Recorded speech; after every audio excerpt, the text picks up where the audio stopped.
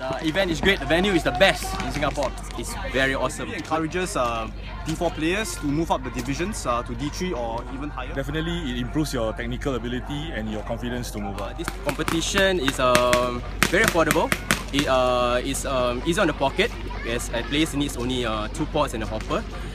It's much more fast-paced and it requires players to really work as a team. It's an awesome event. You get to go in with 1 hopper and 2 pots. No need to worry, it's a very low budget event. Paints, you know, you step aside from having people having 6 pots, 7 pots, having to wait out. Now I have to really conserve my paint. Can't really shoot like I have 6 pots on my back. So it really forces me to make sure that my shots count. And now that it's only 3 players, we have a bit more areas to maneuver. Okay, we now depend more on movement rather than just shooting all my paints and hoping that one lands on player.